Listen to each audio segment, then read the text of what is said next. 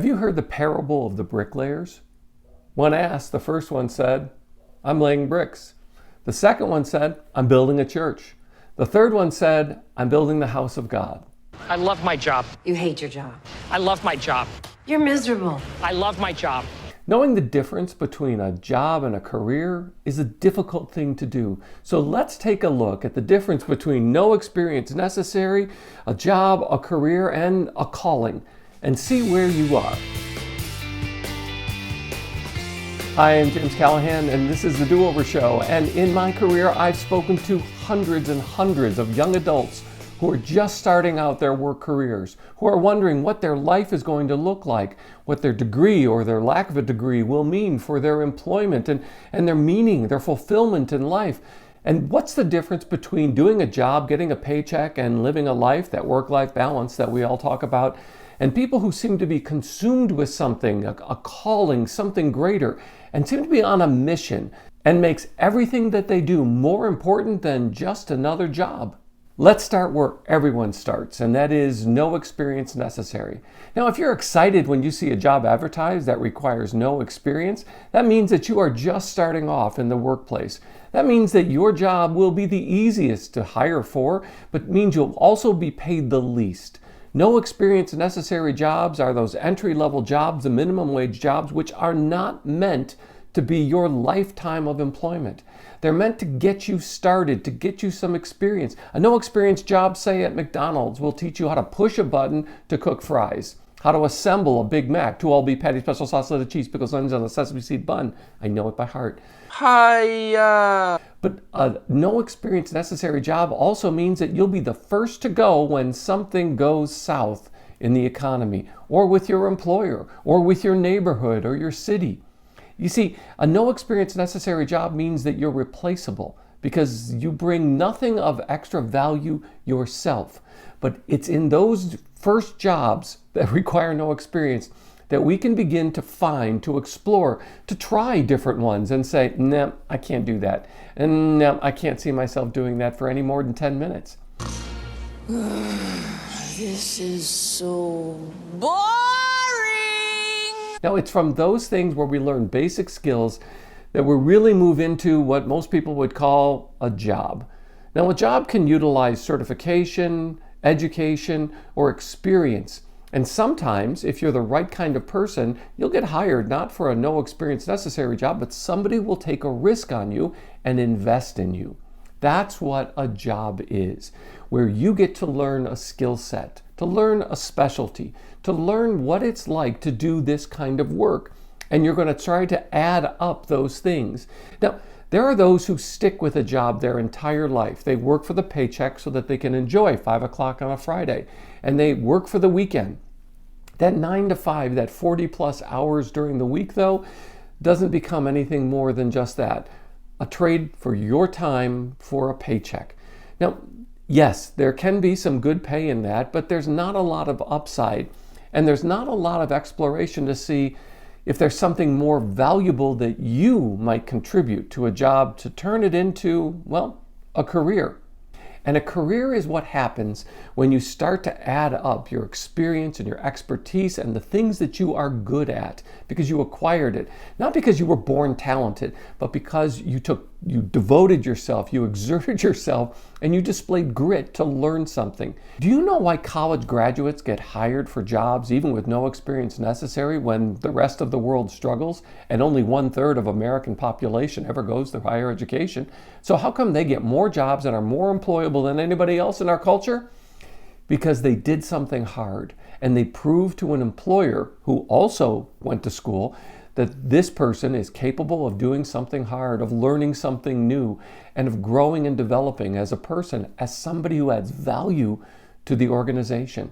That's why they get hired. That's why they keep their jobs while the rest of us get shown the door in an economic downturn, recession, depression, whatever it is that we're experiencing. These problems have been larger and longer lasting than anticipated. A career is a chance to build something that's meaningful where you get to say, I'm good at this.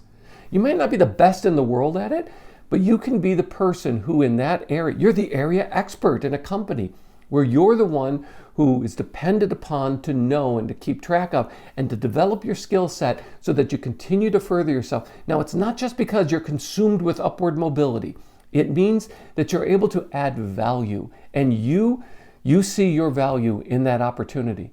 The reason why you do a career and follow a career path is not just so you can make more money, but it's so that you can add more value and find more significance in the thing that you spend so much time doing.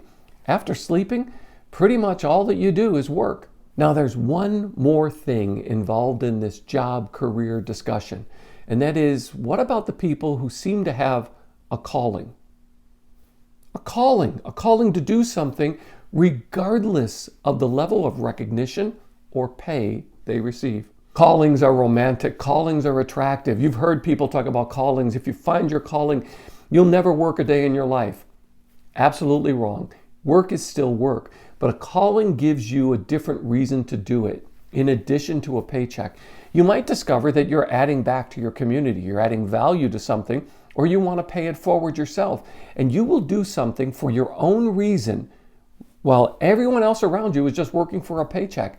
And you'll be the person who is doing it because you're on a mission, that you see something valuable in the work you do, or you want to do this kind of work. I know a lot of people that choose a line of work knowing that they will cap their pay at a lower level than if they went into another sector of the workforce. So why do they do it? Because they find meaning and value in pursuing that mission. They sense a calling to do it. Now, I know there's a religious calling, there are the supernatural events of a voice of God, or of something showing you a bright light saying you've got to do this. Callings are often difficult because callings don't mean we will make more money. It often means that we will sacrifice money for the sake of doing something we find meaningful. Heck, I teach as an adjunct, not because of the great money. There's not great money in doing it. I teach because I have a passion, I have a calling to interact in a classroom, to teach, and to be part of the lives of young adults as they are finding out what they can do with their lives. And I find that personally more rewarding than the paychecks that I get. But I do invest the paychecks so that they work for me while I sleep. A calling, though, can be difficult. A calling can be a burden. A calling can actually lead to a sense of martyrdom, career martyrdom or literal martyrdom, depending on what kind of calling you have. So don't over-romanticize a calling. And when you look at your life and you take an evaluation of where you are, if you're in a do-over now, if you had a change in your career, if you had a change in your job, if the market dried up, if your job no longer exists, then it's time to evaluate whether or not you just want another job or whether you want more than a job, whether you want to try to make something using the area expertise that you've acquired, your real life experience. Do you know what employers are looking for today? They're looking for fit. They'll hire for fit and they'll train for your skill set. Yep, they're looking for the right kind of person, more so than just the person that has a diploma or a certificate on the wall. They're looking for real life experience. If you've got it, don't downplay it. Upsell it and say, I know what it's like out in the real world, what it's like to hold down a job, to do well even when the market is not doing well, when the field is not doing well, when the customer is challenged economically. If you can show your value, especially in those down markets, then you are the kind of person who will not only find work, but keep work and develop a meaningful career today. And thanks for being part of the Do-Over Show. Please, could you tap the like button? Because it really helps. And while you're down there, how about you subscribe and ring the notification bell so you don't miss the next episode. I'm so glad you found me and I found you. Thanks.